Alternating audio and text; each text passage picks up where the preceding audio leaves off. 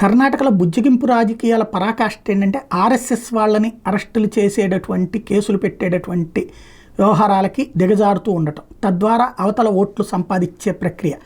దీనికి సంబంధించి ఏదైతే జాగృతి డైలీ ఎవరైతే ఆర్ఎస్ఎస్ సంబంధించినటువంటిది వాళ్ళ కథనం ఒకటి చూద్దాం. కర్ణాటక ప్రభుత్వాన్ని హిట్లర్ రాజకీయాలు, ఒక్క వినాయక చవితి మాత్రమే కదా, అసలు హిందువుల పండుగల వేటిని కూడా కర్ణాటక ప్రభుత్వం సహించలేకపోతుంది. దక్షిణ కన్నడ మంగళూరు ప్రాంతంలోని మాండ్యాలో గణపతి నిమజ్జనం సందర్భంగా ప్రారంభమైన మతోద్రిక్తతలు ఇప్పుడు తీవ్రం అవుతున్నాయి. నేపథ్యంలో మాండ్యా జిల్లా పోలీసులు ఆర్ఎస్ఎస్ కార్యాలయం మీద దాడి చేయడంతో బీజేపీ నాయకులు తీవ్రంగా ఖండించడమే కాక ఈ ఘటనపై ఎన్ఐఏ చేత దర్యాప్తు చేయించాలని డిమాండ్ చేస్తున్నారు. కర్ణాటక ప్రభుత్వం పోలీసుల సాయంతో ప్రత్యర్థులను లక్ష్యంగా చేసుకుని అస్థిరతను సృష్టించే ప్రయత్నం చేస్తోందని ఆరోపిస్తున్నారు. కాంగ్రెస్ రాజకీయాలను హిట్లర్ రాజకీయాలతో పోలుస్తూ అసలు అల్లరి చేస్తున్న వర్గాన్ని వదిలి హిందువులపై పడుతున్నారంటూ విమర్శించారు. ఆర్ఎస్ఎస్ కార్యాలయం మీద దాడి ఒక వర్గాన్ని బుజ్జగించేందుకు హిందువులనైనా వారి దేవుళ్ళనైనా గడ్డిపోతలా తీసేస్తున్న ప్రభుత్వ తీరుతో కర్ణాటకలోని బీజేపీ నాయకులు మాత్రమే కాదు, సాధారణ హిందువులు కూడా మండిపడుతున్నారు. సంఘ కార్యాలయం మీద సెప్టెంబర్ 15వ తేదీన జరిగిన దాడి బీజేపీ సభ్యులను తీవ్ర ఆగ్రహానికి గురిచేసింది. పోలీసులు ఆర్ఎస్ఎస్ కార్యాలయంలో ప్రవేశించడమే కాక విహెచ్పీ బజరంగ దళ నాయకులను అరెస్ట్ చేయడాన్ని బీజేపీ నాయకులు ఖండిస్తున్నారు. గణపతి నిమజ్జనం సమయంలో జరిగిన హింసాత్మక దాడులు నిరసిస్తూ విహెచ్పీ బజరంగ దళ కార్యకర్తలు ప్రదర్శన నిర్వహించడమే కాకుండా వాళ్ళు చేసిన ఏకైక నేరంలా కనిపిస్తోంది. బూట్లు కూడా విప్పకుండా పోలీసులు కార్యాలయంలోకి ప్రవేశించడం పట్ల కార్యకర్తలకి ఆగ్రహాన్ని తెప్పించింది. ఈ ఘటనానంతరం బీజేపీ కార్యకర్తలు పాండవపుర పోలీస్ స్టేషన్ బయట ధర్నా జరిపి సంఘ కార్యాలయంపై దాడిలో జోక్యం ఉన్న ఆ ప్రాంత డీఎస్పీని సస్పెండ్ చేయాలని డిమాండ్ చేశారు. పోతే విహెచ్పీ హెచ్చరిక ఏంటంటే హిందూ పండుగలపై ఇస్లామిస్టులు పదే చేస్తున్న దాడులకు విసిగిపోయిన విశ్వ పరిస్థితి ఈసారి హిందూ ఊరేగింపులపై దాడి చేస్తే సహించేది లేదని హెచ్చరించింది.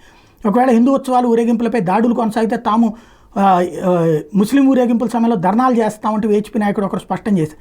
కాగా ఇస్లామిస్టులకు వ్యతిరేకంగా హిందూ సంస్థల కార్యకర్తలు ప్రదర్శన చేయవద్దని హెచ్చరిస్తూ ఒక రెచ్చగొట్టే మీడియా పోస్ట్ వైరల్ కావడంతో మళ్లీ ఉద్రిక్తతలు ప్రారంభమయ్యాయి. అంతేకాదు ఈ పోస్ట్ నగరంలోని బీసీ రోడ్లు ప్రాంతంలోకి దమ్ముంటే హిందూ సంస్థలను ప్రవేశించి చూడమంటూ సవాల్ విసిరింది.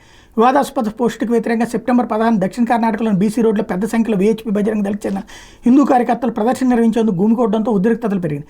ముఖ్యంగా బంత్వాల్ అనే ప్రాంత మున్సిపల్ కౌన్సిల్ మాజీ అధ్యక్షుడు మహమ్మద్ షరీఫ్ అనే వ్యక్తి విహెచ్పీ నాయకులను సవాల్ చేస్తూ మాట్లాడిన ఒక వాయిస్ మెసేజ్ కూడా వైరల్ కావడంతో మరింత వేడి రాజుకుంది.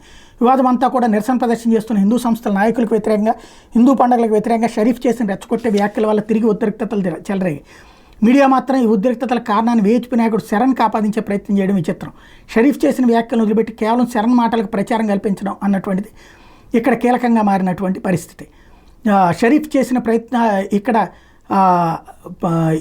అంటే ప్రచారం కల్పించడం అంటే తప్పు ఎవరిదో కూడా మాధ్యమాలకు అర్థం కాలేదని భావించాలి. కర్ణాటక పోలీసులు కూడా విహెచ్పీ బజరంగ దళ నాయకులపైన ఎఫ్ఐఆర్లు నమోదు చేశారు. ర్యాపిడ్ యాక్షన్ ఫోర్స్ మోహరింపు ఉద్రిక్తతల నడుమ దక్షిణ కర్ణాటకలో ర్యాపిడ్ యాక్షన్ ఫోర్స్ను మోహరించారు.